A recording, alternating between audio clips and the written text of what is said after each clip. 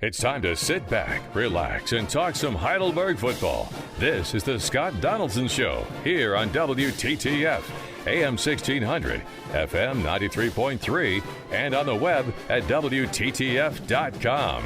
Tonight's show is brought to you by the Berg Bistro 1850 and these community-minded sponsors: Kimmel Cleaners, Harrison Price Insurance, National Machinery, Subway of Tiffin, Tiffin Brake and Wheel, and the Tiffin Buffalo Wild Wings. And now, live from the Berg Bistro on the campus of Heidelberg University, here's your host, John Kearns. Hi, everybody, and welcome to the Scott Donaldson Show for week number 8 coming up. Can't believe it's this late in the season, but 7 games down and 3 to go, Coach, for the 2018 season. And we'll get into this more, but you have to make these 3 weeks count. Mm-hmm. And this week is a big week on campus. Friday, Saturday, and Sunday will be homecoming 2018, right? Yeah, it's going to be fun. A whole lot of people coming back, a lot of alumni, a lot of people that played for us, and people that played well before I got here 15 years ago. So it's really good. Get a chance to see all the families come back and everything. It really is makes the whole coaching thing worthwhile. And we'll induct some new members into the Heidelberg Sports Hall of Fame. We'll talk about that later as well. But tonight we'll talk with Coach Donaldson here until about 7:30, and then we have women's basketball. Boy, it's basketball time here pretty soon as the ladies are preparing for the 2018-19 season. And we'll have head coach Morgan Harrigan on the show, and 2 players, Aianna Wilson and also Maddy Crawford will be our guests, but they won't be able to get here until about 7:30, so we'll get those on. They're still practicing right now, actually. Still practicing. So right after practice, they'll run over and spend some time with us. Their first game coming up in November. I'm not sure the date. I had seen that before. I think it's maybe November 9th. But we'll confirm that with the coach here in just a little bit. But, Coach, what we do every week is take a few minutes to talk about high school football, and good news for our area teams looking down, with only 1 regular season game left in the season. It looks like we have at least 6 area teams that will qualify for the playoffs. Yeah, it's great. It's great for Seneca County. I tell you what, these teams have been playing so well this year, and it's going to be a real fun hopefully a real fun November, too, getting all the way through November there. So I'm really excited to next few weeks here in local high school football. Should be exciting tomorrow night as Columbian will host Norwalk. Both those teams at 7-2. Last week, Columbian beat Perkins 33-14. They're now 7-2 in all games, 3-1 in the Sandusky Bay Conference Lake Division. They're in Division 3. They would play on Friday night. And if they can knock off Norwalk, they'll probably clinch a home game. Will they? That's huge. That's huge. That's going to be a good game no matter what. Honestly, that's basically a playoff game in itself, just 2 great teams going at it. So I'm excited to watch that no matter what. But, yeah, if Columbia can get a home game, I mean, you have the stat, when's the last home playoff game Columbian had? You got that? No. No? Oh, man. I should. It's been a while. I know that. So what's that with Donnie? What was it? Yeah? There you go. So forever ago. Yeah. So, no, that would be phenomenal to really get those guys back home, and really excited to watch it and really excited for Coach Lutz. And Coach Fox of Norwalk coming back home, at least for 1 week, right? Oh, yeah, I forgot about that. Yeah, I forgot about Coach Fox. Right. At Norwalk was at Calvert. And speaking of Calvert, with Coach Steve Reeser, a good friend of all of ours, and I've talked to him many times on coaches show up in Fremont at our sister station, the Eagle 99, when he was at Gibsonburg. But, boy, what a year Calvert's had, 8-1. Yeah, that only lost me to Gibsonburg, speaking right, of them. Exactly, but, yeah, they're rolling. They are absolutely rolling, and I tell you what, they're going to come into this playoffs, rolling on something hot there. I mean, they're clicking on all cylinders on offense right now with, the Jones and the Cooper kid, and they are tough to stop, especially Division 7, where you do have smaller schools, limited athletes. They got some of the top-notch athletes in the state running the football for them. All right, so Calvert will play at Lakota on Friday night, and if they win, they may host a playoff game on a Saturday night. And best-case scenario for Tiffin would have both teams have home playoff games on a Friday and a Saturday. That would be unbelievable. Wouldn't that be man. nice? That place might burn down. Town might burn down. I don't know if we can handle that. Okay, so we'll have to wait and see. But Calvert, of course, in Division 7. And then other teams, Mohawk, they have a chance to go undefeated in the regular season. They'll have to get by Upper Sandusky, but they're 9-0, cruising along. Yeah, they're, again, just a great football team, well coached, a ton of seniors. I mean, you look at they're too deep. I mean, it's just chock full of 12th graders, and these kids have been playing since, I think they're some of them are freshman year. I mean, so you get that many 3-4-year starters on a small school team like that, and especially with the size they have, they're going to be dangerous, and they should be able to make a good run. And the thing is, they're in the same division, same region as Calvert, so those two teams could meet. Oh, that'd be wild. Yeah, they That'd could be meet. wild. Hopefully not for a while. We don't want to get one of them knocked off, but maybe they'd have to meet in week 3. That would be good. That'd be perfect. Yep. Seneca East, they're in Division 6. They're up 1, but they're 8-1. They're only lost to Mohawk, and they'll play at Buckeye Central on Friday night, and looks like they'll make the playoffs as well. Yep, they're a good football team too, and that's that Mohawk Seneca East game was a good game, really was. It could have went either way, but again, you're talking about teams that with the size they have and the running games they have, that's what you need in the playoffs and the kind of the November Ohio weather. You need to have a running game. You need to be able to control the clock and control get some good manageable third downs through the playoffs. These teams can really make some runs here, and I hope they do it. I hope everyone's not going 1-0, and I'm sitting here eating my words. But I'm really excited to see some of these teams play. And it's nice because I've been here so long. I get to really know these coaches. Recruiting locally, so all these guys are some of my good friends, and they're chomping at the bit. It's going to be fun. It's going to be a fun November. Well, the Clyde Flyers are always a good football team. Coach Carter has had them up for quite a long time, and part of their district is in Seneca County as well, and they won a big one last week at Norwalk in overtime. Norwalk had scored to go ahead by 7 points.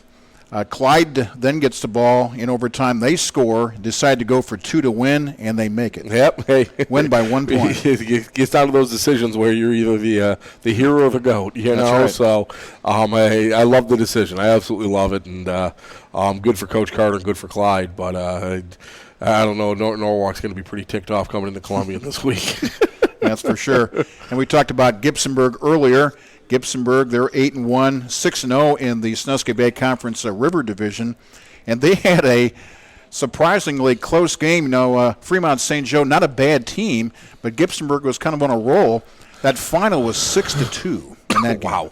6-2. It's a hockey score. Yeah. That's not a football score. Yeah. So Gibsonburg holds on, and they win. They'll play Willard at Willard on Friday night, and that may be a little toughy for Gibsonburg. I know Willard's at 5-4. Yeah, Coach DeVere's really got them rolling. Offensively, they have some weapons, and we saw them play Calvert last week, right? Yeah, and they have some weapons. They, they're not the Willard of old. I tell you what, Coach DeVere's really got them moving on the upward swing. So it could be a trap game for Gibsonburg. You never know. Well, Calvert won the ball game, but it was 42-25, so kind of a high-scoring game. So they did put 25 on the board against a good Calvert defense. There's no question. But honestly, you think about the Willard from 4 years ago, that score would have been 42-0 in the first quarter. So they're making a lot of progress over there. Are they going to have the firepower with Gibsonburg rolling right now? I don't know, but I guarantee Gibsonburg's not taking them lightly. And going back to Clyde, they're in Division 3, so they're in the same division and region as Columbian. Going back to Clyde, they play at Bellevue tomorrow night. I know Bellevue has struggled this year. They're going to have a very rare losing season. It's at Bellevue, and that's a big rivalry game, that could be close. It will be close. Again, in those kind of rivalry, that's a heated rivalry. Oh, yeah. Clyde Bellevue. I mean, that's up there, and you never know what's going to happen in those type of games, and especially with Bellevue's got nothing to lose. It's nothing would make every resident in Bellevue happier than trying to knock Clyde out of the playoffs or trying to keep them from a home game. All right, nothing to make them happier.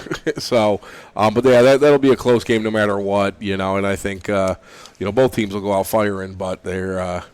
That's that's a heated rivalry. Talking to those coaches and any resident in either of those towns. Okay, just to touch on a few other teams. These teams out of playoff contention. Hopewell Loudon, they're 3-6. They'll play at Corey Rawson tomorrow night. Fostoria, they have a very tough one. They'll play the number 1 team in the state in Division, I believe, 5. That's Genoa at home. Yeah. Genoa just rolling. They're 9-0. Yes. They're good. They're good. Arcadia at Van Loo. I know both these teams have struggled. They're very small schools, but that's a rivalry game. Yeah. Is it really? Yeah, it is. They're kind of border on each other, and there was talk in the past of maybe consolidating those two districts, but I know their records are not the greatest, but hopefully it's a good game. Yeah. Isn't Van Loo the smallest school in the state to have football? I thought I read that. They always have been, and I still believe that probably. Yeah. Yeah. Well, good for them to keep fighting. All right, so that's what's going on with high school football, and we'll talk more about the scores and the playoffs during our pregame and halftime of this weekend's Muskingum at Heidelberg football game. But let's touch on last Saturday at Alliance, Ohio at Mount Union. Maybe just a summary of how your team, some positives you took out of that loss. Didn't score in the ball game against a very tough Mount Union team, which has tremendous offensive and defensive lines, and hard to get going. But there were some positives, I'm sure. Yeah, of course, there's positives every game. Number one, that's a great football team we went against. I mean, that's one of the best football teams. Even the best Mount team I've seen in a long time. I mean, they're just as good as they were last year, and honestly, defensively, they might even be a little better. I mean, their linebackers are terrifying. They're big, they're fast, they're physical, and they know what they're doing in the schemes. Offensively, we didn't have the firepower to be able to get our ground game going, and without that, we're kind of struggling. Okay, we did take some positives away. Defensively, I thought we played extremely well. I mean, really, I think we didn't stop the running game, but we contained it when we needed to, and I think that's why we got some stops in the first half there, and even into the second half had a couple of stops there where we were able to get them into the third downs where you have a better chance of success. Anytime you can get a team up in third and 8 and plus, that means you're doing a good job against the run, all right, and you can get them into situations where, you can play with some coverages, play with some blitzes, play with some different rushes, and get after the quarterback a little bit. And we were able to do that. We just weren't able to do it for 60 minutes, okay? And that's the thing against those type of teams. We were able to hang with them for 45 minutes, and we did. I think it was 26-0 going into the fourth quarter. Right. Mm-hmm. It's just the second you let a team like that up, and I think they scored in the first play of the fourth quarter, and then returned a punt for a touchdown. I mean, all of a sudden you're feeling, okay, let's get some things going here, and then you blink and you're down 5 scores. That's the thing, and Mount Union's always done that. They put 2 or 3 scores together real quick, and once you think that you might have a chance. They had a punt return, and they had some long passes and some long runs, some long plays in the fourth quarter. But early in the ball game, they got their first points off of a punt that I kind of thought went into the end zone. But they put it on the 6-inch line, and then they got the safety. And then Kid made a heck of a play. It was close. Obviously, I didn't agree with the ruling. But whatever, it's not my job to call the game. That's right. Okay, and getting your offense started on the 1-inch line against that defense. I said 6 inches, but it's more like one. I didn't even see the play, to be honest with you. I was happy our defense got off the field. All of a sudden, I hear, all right, kickoff's up. I go, oh boy, that's not good. That's the value to them because their special teams are phenomenal too. And that, I think it's the same gunner, made an unbelievable play on another punt. Actually caught it in the air, diving on the ground to get it inside the 3-yard line. Did a great job, and that's they got that punt return for a touchdown on us, and that's absolutely my fault. I should have told our punter to punt that thing about 17 rows up into the stands there. I don't care how long it goes, but I was feeling good about our coverage, and our punter was punting the heck out of the ball. I figured we could get it back there and hopefully get it rolling, but didn't happen. And that's, again, that's a mental mistake I made that you can't make against a great football team like that, and we did. And again, we had a lot of positives. There are some positives that came out of that game, okay? But you just can't. You have to play perfect against when you're playing such a dominant team like that, an experienced, dominant team, and we didn't play perfect. I know rushing yards are very hard to come by, but Maceo Matthews made some great grabs, had almost 100 yards of receiving. He did. Again, and Maceo's really you're going to see, especially in the next 3 weeks, he's really getting his confidence back, and Maceo's going to be one of the best receivers in this conference. Definitely one of the best receivers to come out of Heidelberg. And I'm talking about even Dante and Mike Preston, good. He is unbelievable. And a great young man, great kid. Just a humble, great kid. We just got to get him the ball more. Sure.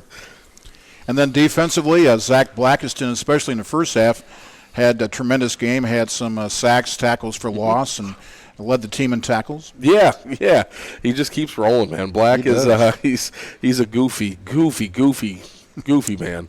And he's so unassuming, but when he gets on the football field, he's always in the right place. You know, he's the most coachable kid I've ever had in my life, and he's always in the right place, and he just gets it. He comes from a great program, and over in Akron there, over in Canton there, and he's a great football player. The kid is just something special, man. So excited to see what he can got going. I mean, he's already got 10.5 sacks, and he did drop 2 interceptions, though, and I will not let him forget that. Okay, and make sure you don't when we talk to him that you dropped 2 interceptions. But hopefully we can keep this rolling and keep him rolling too. Well, as a coach, you don't want your punter punting it 8 or 10 times a game, but Austin Baker nonetheless got the OAC Special Teams Player of the Week because he averaged 48 yards a punt. Yeah. And a bunch of punts, I think 8. He did, and a lot of those punts were into the wind too, and that wind was whipping. I mean, that really did affect a lot of deep balls and really affected a lot of the punts. And Baker's got such a strong leg, and it just, he's a weapon. He really is a weapon that can flip the field. The problem is Mountain had a stronger weapon in the guy catching the ball. Right. Justin Hill there, who I talked to him after the game, and I said hopefully he can declare for the draft early. I hope he does, so I don't have to see him next year. But no, Austin's been a great weapon for us, and in everything he does. So I'm really wish we had him for longer than 3 games, but hopefully we don't have to use him the next 3 games. At least not too much, right? Not too much. I know you can't talk about specific players as far as injuries, but at this point in the season, 7 games down, overall, how healthy is the team? We're probably healthier this week than we have been in a long time, to be honest with you. Our running backs have been banged up, but it's the OAC. Every running back's banged up, and kind of same thing with the D-line and linebackers. Everyone's a little banged up. But really the only major injury we've had was, our receiver Kevon Belcher, but he's been out since week 3. He's going to redshirt this year. But we're probably healthier than we've been in the past 3 or 4 weeks. This week going into Muskie this week, so I'm excited about that, and especially with the offensive skill guys being at full strength is going to be very, very important these next 3 weeks. Okay, we're facing some good defenses. Starting with Muskie's a very good defense. We're going to need our offensive skill guys to be playing at the highest level. So I'm excited to get those guys back and get them rolling and get some carries and catches. And WTTF has, they have taken Kevon under our wings, and we're helping us out. He's going to be the sideline reporter, and he did a good job down on the field. That surprised last the heck week. out of me. All of a sudden, he's grabbing me at halftime. Hey, Coach, can I get an interview with you? I'm like, what are you talking about, Kevon? He must not have told you before, huh? I thought he coaches with us. He has a whistle.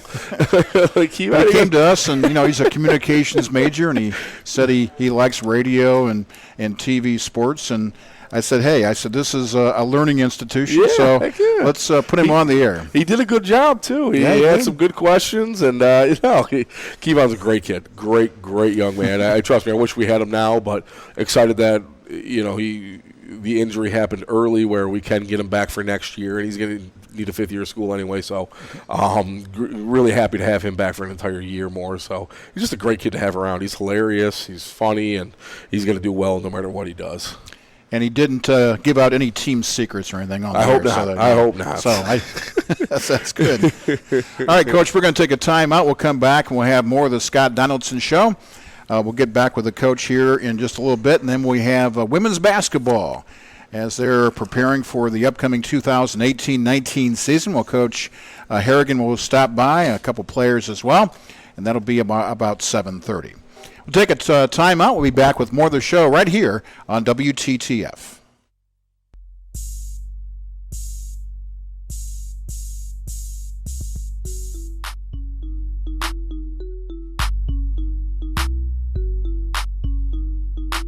I'm Maciel Matthews, class 2021, sports management major. If you could be on a game show, which would it be? Family Feud. Family members would you have with you? My mom, my oldest brother, my youngest brother under me, and one of my cousins. If you weren't playing football, what would you be doing? Playing basketball. I'm not the basketball star athlete. If you could join a reality TV show, which would it be? It could be any show. Family Guy. That's not a reality TV show. I don't really like, all I do is really watch ESPN, like sports. So I really ain't got no reality show. Celebrity lookalike. A lot of people say I look like Scottie Pippen. If you were a rapper, what would your rap name be? Eminem. My name, first name Maciel, middle name Maurice, last name Matthews, MMM. I like to shout to my mom, all the way from Florida, all my people home from Florida. I like to shout to Coach J. Lou, Coach D, Coach Blake, Coach Jake, all to the coach. Thank you.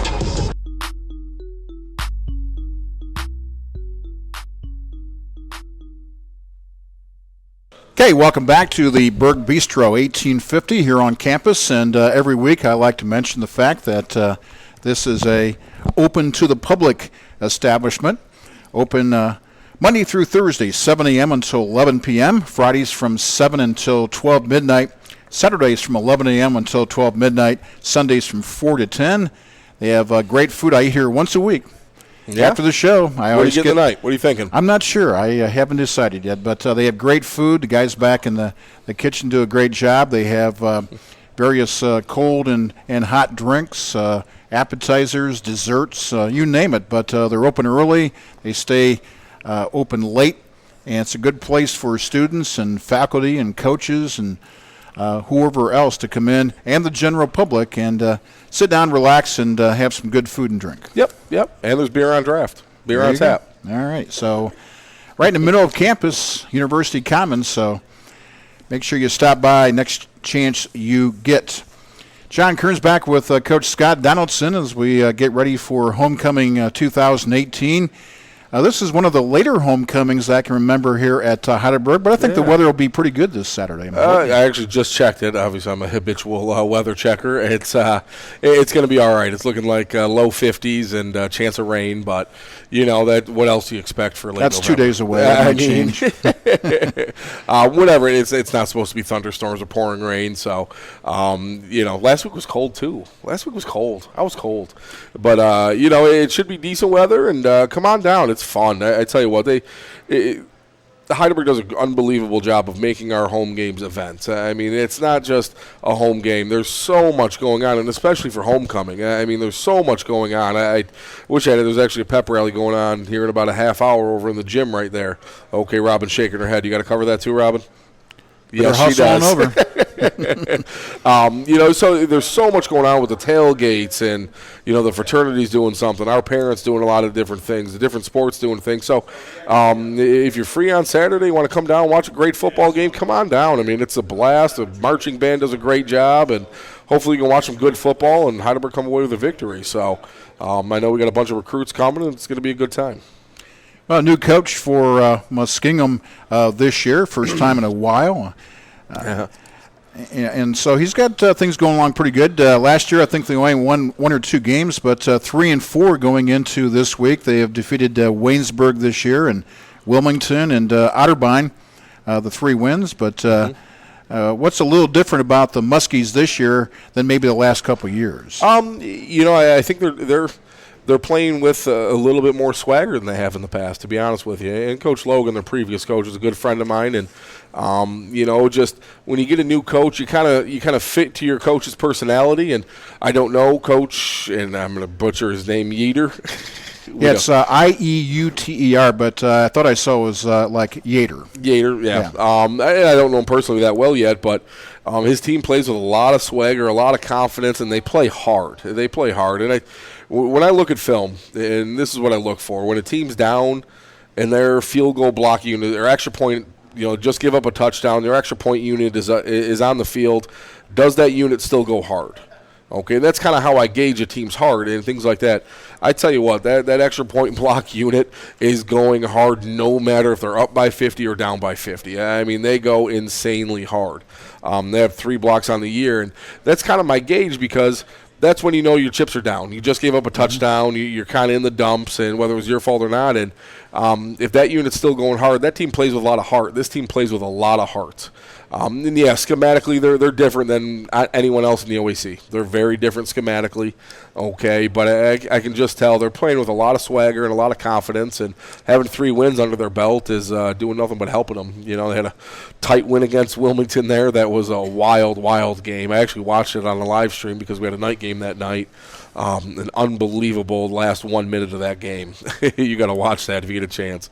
And then a really tight game against Otterbein, but beating Otterbein is a huge win for them. I mean, I can't remember the last time Muskegon beat Otterbein. I mean, and so they're going to come in with a lot of confidence. And kudos to this new coaching staff. They're doing a great job. Down in Muskieville. Well, 2 weeks ago, you defeated Otterbein 21-7. And Muskingum beat them 21-14. Matter of fact, there were some really good games in the conference last week. Wilmington almost knocked off Baldwin Wallace. It was close. They went for 2. They went for 2 and didn't get it. That would have tied the game, brought it to overtime. And like I said, Coach Moore and Coach Philly and them done a great job down there. Just getting, when was the last time Wilmington was close to BW? Long time. Yeah, long time. So they're doing a great job, and I know they're not satisfied yet because that is still an L on the old scoreboard there, but it's progress. It's progress. It absolutely is. So I heard one coach at a clinic speaking, the first year take over, you lose big.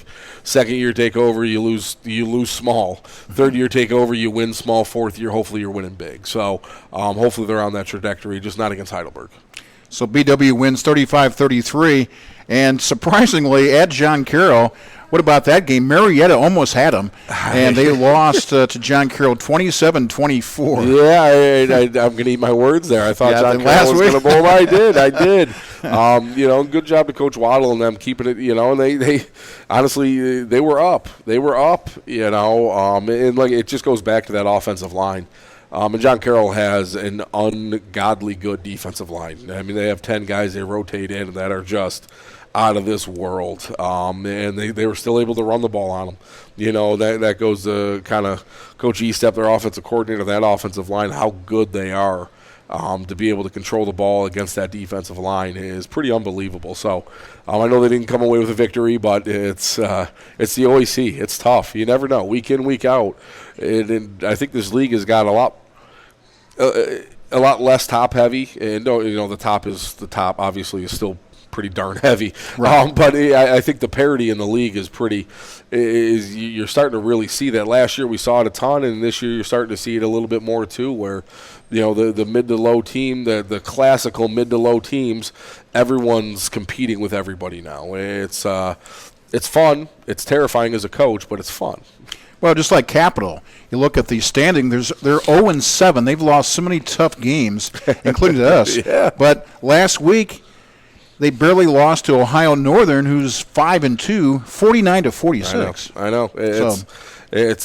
All that goes to that quarterback. I mean, let's face it, the Wibbler kid is something out of this world. But they've been in 3 or 4 shootouts where it's come down to the last play, and 3 or 4 games they just haven't been able to come up with a win. So yeah, that was that Capital game against us feels like forever ago, doesn't it? Yeah, it does. Right.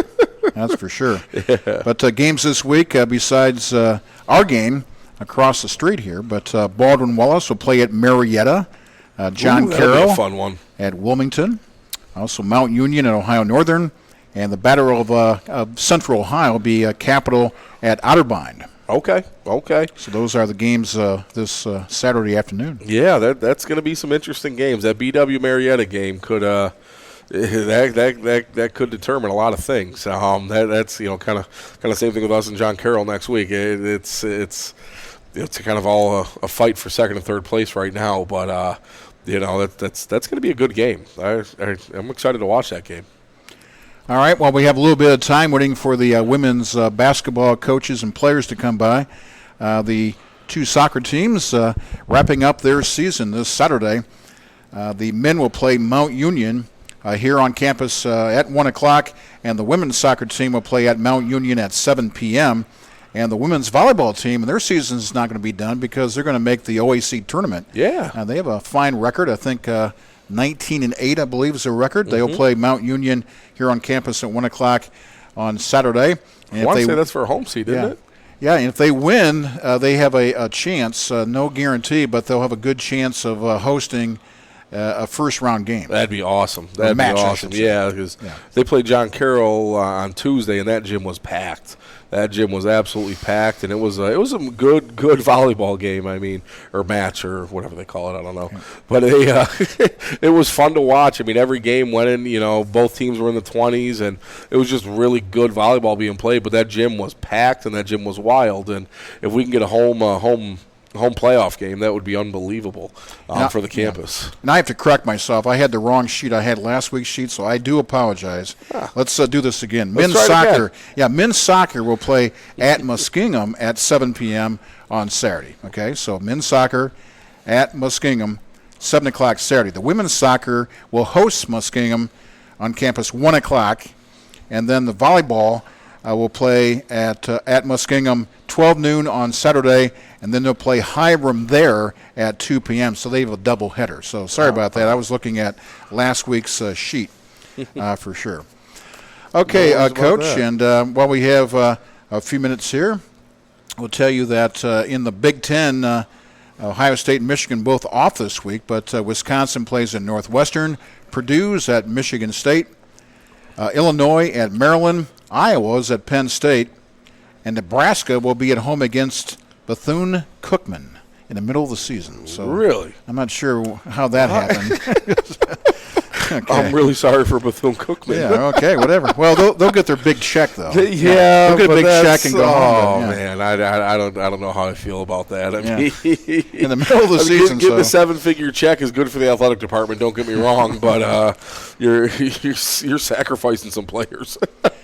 Well, and the thing is, also, I do believe, and I don't know the whole story, but I think that's a late scheduled game because if you remember early in the season, Akron played at Nebraska, and they never got the game played because of weather. And so Akron went home, and then they couldn't reschedule the game. That's right. And so I think that's why there's Bethune-Cookman in there. That's gotcha. If I remember that correctly. That does sound about right. I remember the Akron game. That sounds better. Talking about that, yeah. Well, you got action going on now, watching the Toledo-Western Michigan game right now on TV. Well, yeah, there's not going to be a whole lot of MAC games on Saturdays. There's a few because this is a time of year when they go to Tuesday, Wednesday, Thursday. I love it. Yeah, so many friends coaching in the MAC, and I actually get a chance to watch their games. I love every second of it. Obviously, Coach Hallett is doing great things up at Toledo right now, so hopefully we can watch his offensive line mash some Broncos. Other games in the MAC on Saturday. I know there's a couple games tonight, but including that Toledo-Western Michigan game. But in the MAC on Saturday, Army plays at Eastern Michigan, Central Michigan at Akron, and Northern Illinois is at Baldwin-Wallace. Okay. I think we have our players in, so we're going to take a timeout. We'll come back, and we'll talk to our women's basketball players coming up on the Scott Donaldson Show here on WTTF. We'll be right back.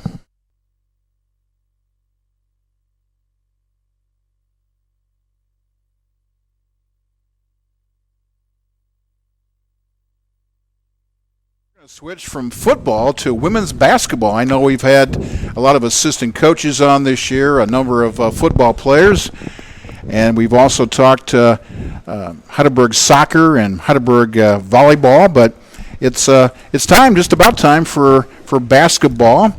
And I know the men and women are working hard to get ready for their season. And we have two players with us right now, Aianna Wilson and also Maddy Crawford. And Aianna, you're first. You're a senior. How many seniors are on the team this year besides yourself? Do you know? We have 3 altogether. 3 So seniors. 2 Okay. others.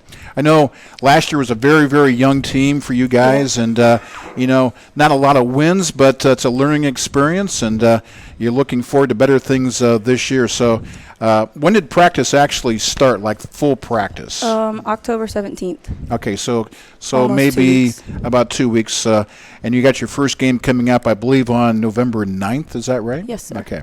All right. Very good. So you have a little bit more time. I may have some scrimmages here and there, but out of Springfield, Ohio, went to Kenton Ridge High School. So tell us about your high school days and what you did besides basketball and other activities in high school. Actually, I didn't really do anything other than basketball. So That's all right. That's fine. Our coach was really strict on what we did. So we weren't really supposed to play other sports and stuff. So it was kind of all season or all year round basketball.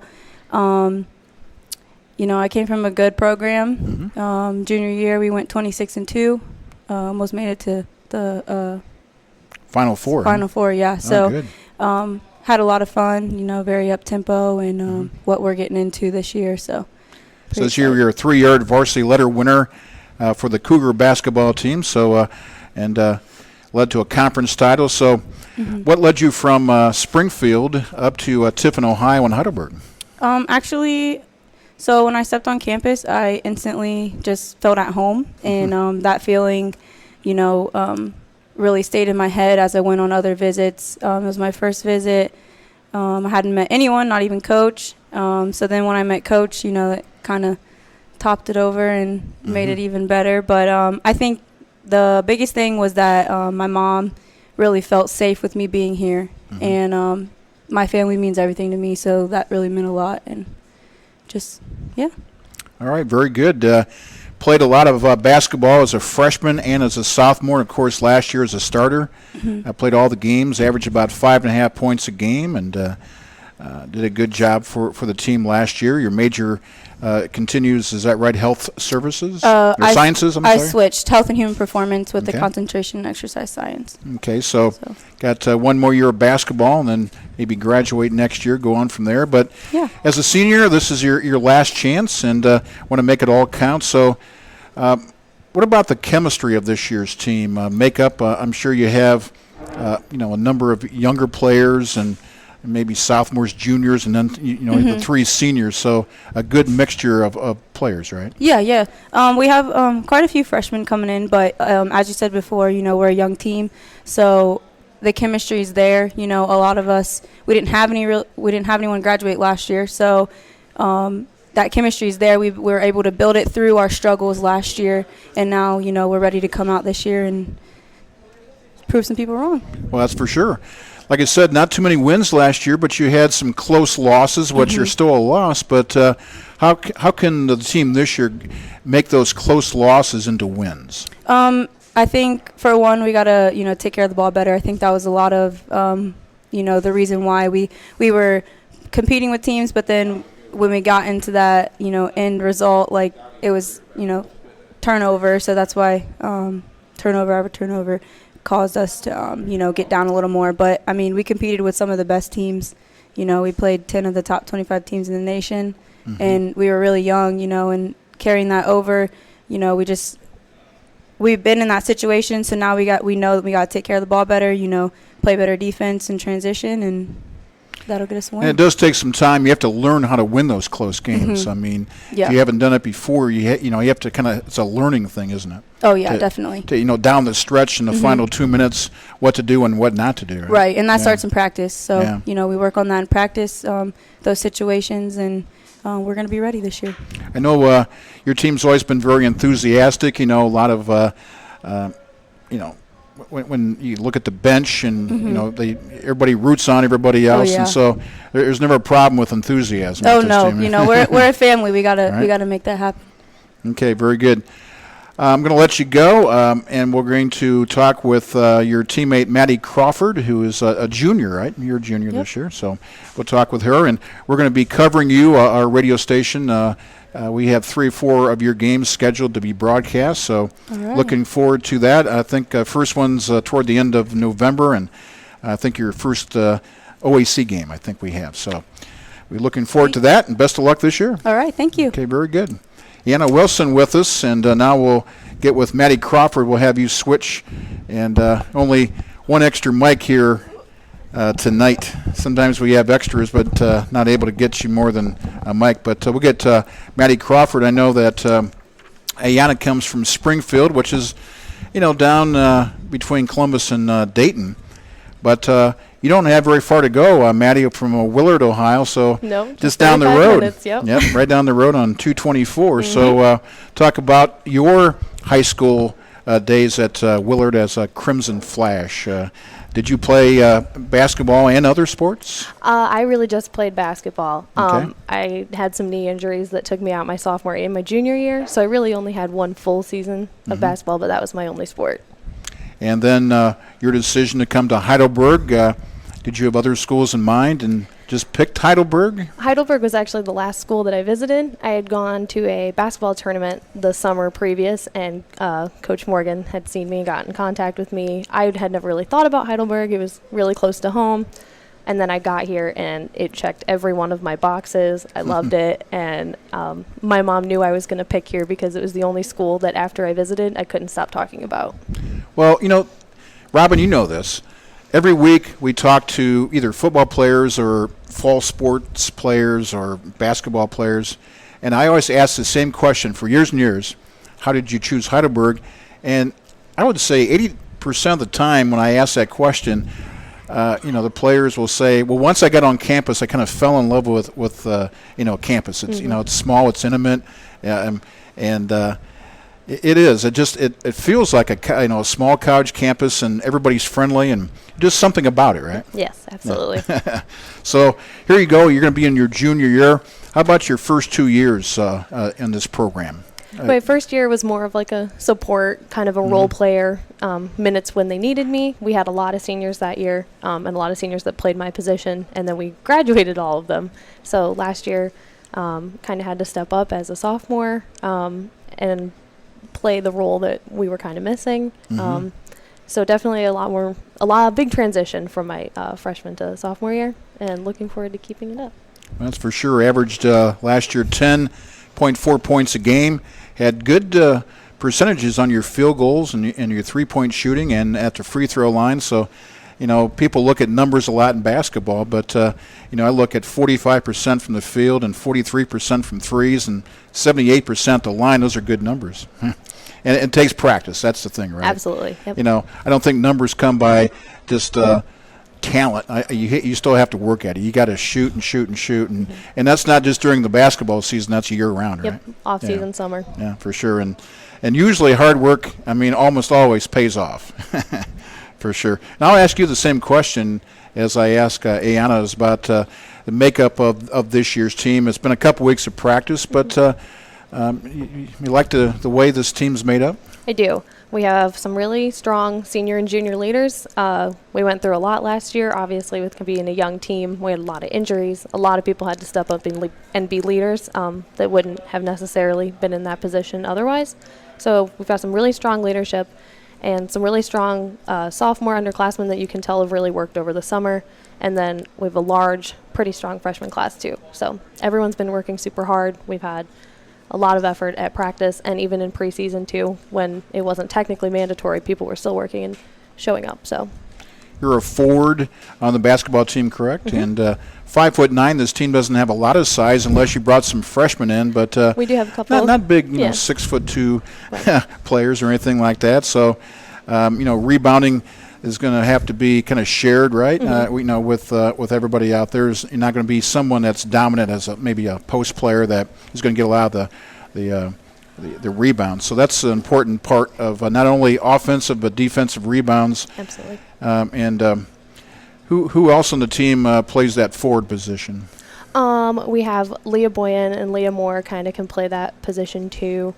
And then we have a couple of freshmen. And Kirsten Kochel, she's a junior. She plays that kind of 5 position too. And then we have a few that are 4-5s that kind of swing. So okay, very good.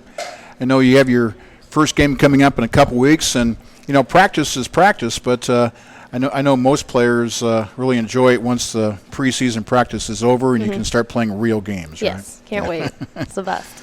All right, some non-conference games. And, the Ohio Athletic Conference, year in and year out, always very tough in women's basketball. And I know Ohio Northern's been strong. What other teams do you expect to be right up there? ONU always is super strong. Honestly, most teams in our conference are going to be pretty strong. We are really looking forward to taking out Wilmington this year. We were really close games with them both times last year, and both of them were within just a few points. So, and we haven't beat Wilmington at Wilmington in years. So that is one of our really big goals for the season. I was talking to Aianna about, 1 year close losses hopefully will go into close wins or to wins the next year. You have to learn how to win, right? Yep, learning to finish. We're drilling that in practice. Yep. So. Yeah, because a lot of games in the OAC, whether it's men's basketball or women's basketball, come down to the final 2 minutes. And it's teams that have that experience of winning games down the stretch. They're going to have the advantage, right? Yep. Okay, very good. All right, very good. Maddy, thanks for joining us here tonight and sharing a little bit of information about the women's basketball team here at Heidelberg University. And we look forward to covering you 3 or 4 times this year and maybe more. And so I think our first game's coming up at the end of November for about a month. So we're going to take a time out. We'll come back and get with the head women's basketball coach, Morgan Harrigan. And she'll join us after this time out here on the Scott Donaldson Show on WTTF.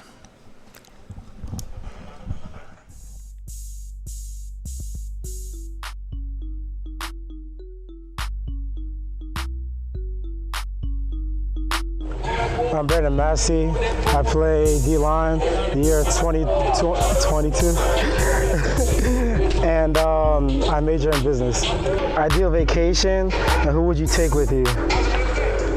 I like to go to Dubai, and I'll take my mom with me. Favorite class at Heidelberg? I mess with business class. It's kind of like my major and everything, and it helps me because it's like on the other classes because it teaches about real life situations. I'll get Rudy in your band. I'll get Rudy. I'll get Russell. V, and I'll get G. If you could play any other football position, what would it be and why? I play running back or fullback because I feel like I won't fumble the ball and I'll go through the whole line, nobody take me down. At the Berg Bistro 1850 on a Thursday night, and I'd like to welcome in Morgan Harrigan, not only the head women's basketball coach, but the senior women's administrator. And before we do anything else, Coach, what are your roles besides the head coach? What are your responsibility as the senior women's administrator? Well, Division III, we do a lot, and I'd say the head women's basketball coach is one role, senior women administrator is another in terms of administrative pieces. Just today I got back from our OAC conference meeting with our athletic director and faculty athletics rep. Part on the retention committee, also work with student athlete academic success and work with hand in hand with our Owens Academic and Career Support Center, and then try to be a mentor and guide and learn from other coaches on campus as well. All right, very good. I know that you are Heidelberg through and through because after you graduated from high school at Urbana High School, you've been pretty much here since, right? Yeah, I was joking today. I had never heard of Heidelberg when I was in high school, and I ended up only coming on my visit because the graduate assistant at the time wouldn't stop calling me. So I came up on a visit, and I fell in love, and 14 years later, here I still am. So you've done many roles. You were a player here, a really good player for 4 years, and then before you became the head coach, what did you do between when you graduated as an undergraduate and you taking over as the head coach? Right after graduation, I chose to start my family, and I was a volunteer coach within the program. 2 years later, I became the graduate assistant coach, so I volunteer coached for a couple seasons and then was a graduate assistant coach for 2 years, and then I was fortunate enough to become straight from graduate assistant into head coach. So I was pretty blessed to be here. And now starting your 6th year, right? 6th year as the head Wow. coach. Yep. Okay, very good. I know last year was probably the youngest team you've had since you've been here? Yes, we were very young. One senior on our team who was fighting injuries all year, so we graduated 8 seniors, so it was a big group in that, and a lot of leadership graduation, so a lot of roles to try to fill last year. No doubt about it. Let's talk briefly about this year's team. I know only a couple weeks of practice, but you've been with these ladies for a long time, and a lot of them. But what's the makeup of this year's team as far as newcomers, as freshmen, and then the sophomores, juniors, and the 3 seniors? Well, I'd say I have 30 daughters within the program, and I have 2 more at home, so I have 32 daughters, and we treat them that way. We're all one family. And the makeup feels that way. We feel like a family. We do have a lot of freshmen that are have a lot of potential and are coming in and filling big roles, but our upperclassmen and returners are taking on much more leadership role and accountability and holding everyone else accountable in that. So it's really great to see where Aianna came in as a freshman, and she was really one of our first recruits, and just taking that leadership role and seeing the transition that they're making as that class into being young leaders that are going to help us this year. So pretty much everyone back from last year's team, plus some of those freshmen as well. But I asked your 2 players that were on the show what you can learn from last year with the experience to make your better basketball team this year to get those close losses that you had into wins this year. Yeah, I think if we ignore last year, then we're silly. You have to learn from every situation. But and I could make every excuse, whether it was injuries and the strength of schedule I threw them into, and our lack of upperclassmen last year. But that doesn't matter at the end of the day. We played in tough games and we played in tight games, and I think the difference in being able to close and finish that was our depth. And when injuries hit us, we had very few to no depth. We were towards the end of the year lost 4 of our starters. So if you lose one person, it takes a big hit, especially in this conference. But imagine losing 4. Right, so. Exactly. But everybody's healthy now and ready to practice. Susie, enthusiasm's out there, as I mentioned, with them. But got a couple weeks before the next game, I believe, November 9th. Is that your first game? November 9th. We're opening up at Olivet. Olivet, Michigan. Okay, and then, of course, the OAC a little bit later on. I think first game is at the end of November, and I think that's the game we're going to broadcast. But speaking of the OAC, always very strong as always, and no exception this year. Absolutely not. We were just shared the rosters of all the teams this year, and it's always interesting to see which teams have different freshmen and who's coming back or who didn't come back and return. So it'll be interesting to see where the coaches vote everyone, but I expect us to be towards the bottom and put another chip on our shoulder. So. Oh, sure, right. And that little incentive for you to get out there and get some more wins this year. And before I let you go, how about your assistant coaches? Because you can't have a program without some good assistants. Right? Great. Sean Gunnell is our full-time assistant. He's also the head men's and women's golf coach here and doing a great job with our golf program. But this being year 2 as he's our assistant, I feel like he's really bought in. He brings a lot of energy. His workouts and what the girls they're putting in 2 to 3 workouts a week in addition to practices, and they're great. He's very great at player development. So we're on the same page, and I think this year it's going to be a lot stronger because he can pick me up where I lack in areas, and I definitely pull him out in areas where I know he can bring more for us. And then our graduate assistant is Macy Shearer. She graduated from Bluffton last year, and she graduated as their all-time leading scorer and second all-time leading rebounder, and she's my height, so that says a lot about her work ethic. Mm-hmm. All right, very good. We talked with Aianna Wilson and Maddy Crawford. Who are some other leaders on this basketball team that you can mention going into the season?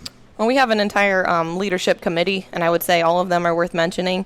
Aianna Wilson, Maddy Crawford, Alyssa Riley, Lajanae Moorman were our voted on-court captains. We also have Leah Boyan stepped up in the leadership role. Maddie Overmeyer as a sophomore in the leadership role, and then Britt Ulmer is also in one of those. But I like everyone else to go out and prove themselves, but I think we have a lot of firepower coming back, and they're working harder than they ever have. And I think it's just great with this program. I've been a part of it for 14 years, so as a player, graduate assistant coach, head coach, I've never seen a more talented, more together, more family bought-in team. So I'm really looking forward to them.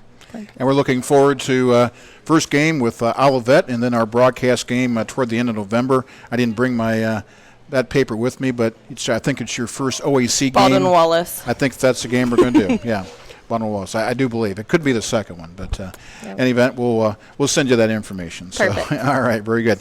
Morgan Harrigan, the head women's basketball coach and senior women's administrator here at Heidelberg University. Best of luck this season, and like I said, we're going to broadcast 3 or 4 of your games, so we really are looking forward to that and see how your team responds this year. Thank you.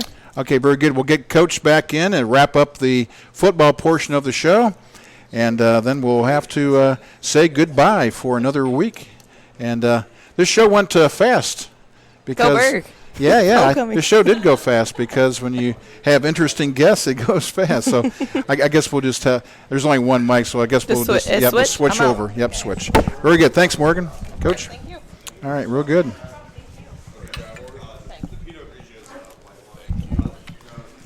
Okay, so looks like the women's basketball team is ready to take on the season. They have a little bit more practices to get to, but it's an exciting time for, really it's exciting on campus when you kind of have football going into basketball sometime about the same time, and it's exciting. Lots going on.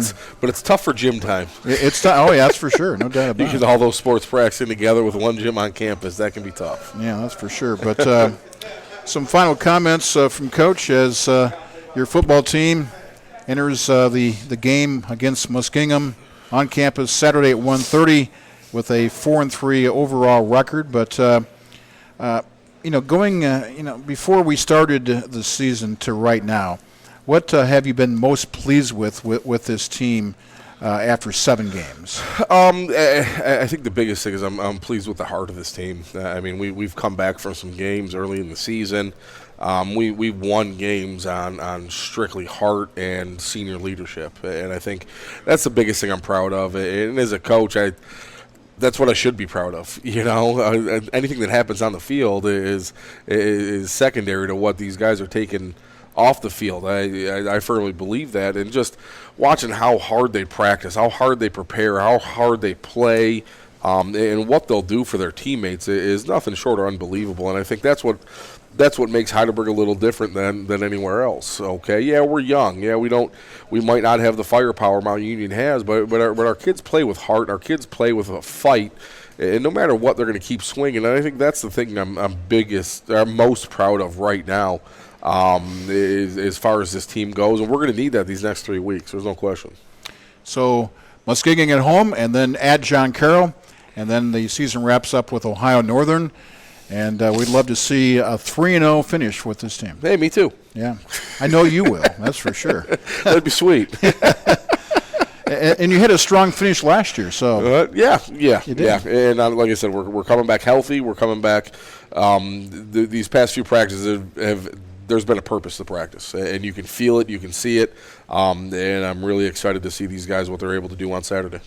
And you have some seniors that want to finish out their careers here, with some wins, including Trace Reynolds. You can't say enough about that young man. As a quarterback, he's going to get more mentions because he's a quarterback. But here's a guy that has 1 year. He had his 1 year, and I think he's done a great job. Absolutely. Yeah, you can't say enough about the kid. And what he's done for this program and it's really what he's done for this program for 4 years. You don't want to diminish his leadership, his work ethic, and because what could have happened if Stoyle did go down these previous 3 years, because we didn't really know. Right. So you can't just boil his career down to one career because he's been unbelievable for 4. So it's just that everyone else knows who he is now. It's not just the staff and the players that know who he is. So, but it's guys, Braden Jerome, a 5th-year guy, Eric Harrigan, a 5th-year guy, Hayden Abstott's on the offensive line, Jake Nowak there's so many to name that have given so much to this program but you've only heard their names this year because this is the first year they've had an opportunity to really get on the field, and showing what they can do is pretty awesome. So, guys on Tyler Matuzak is a junior, he's playing is one of the best linebackers I've seen this year. He's playing unbelievably well. But this is his first year actually getting a chance to really get the reps, and so everyone else can see him. So, All right, Coach, that's all the time we have. We'll talk to you on the field on Saturday afternoon. If you can't make the game, which I hope you can, if you can't make it, you can listen on AM 1600, FM 93.3, on the web at WTTF.com, or go on the Heidelberg.edu website, go to football, and you can pick us up there as well. And that's it. John Kern saying so long. Thanks to Robin White, as always. Thanks to Scott Donaldson, and also the women's basketball team. A couple players came over, and Coach Morgan Harrigan. And our pregame show on Saturday afternoon will be at 1 o'clock, kickoff at 1:30. We'll talk to you then. Thanks for listening to this evening's Scott Donaldson Show from the Berg Bistro. Tonight's show has been brought to you by the Berg Bistro and these community-minded sponsors: Kimmel Cleaners, Harrison Price Insurance, National Machinery, Subway of Tiffin, Tiffin Brake and Wheel, and the Tiffin Buffalo Wild Wings. Join us again next time as we talk Heidelberg football on the Scott Donaldson Show here on WTTF, AM 1600, FM 93.3, and on the web at WTTF.com.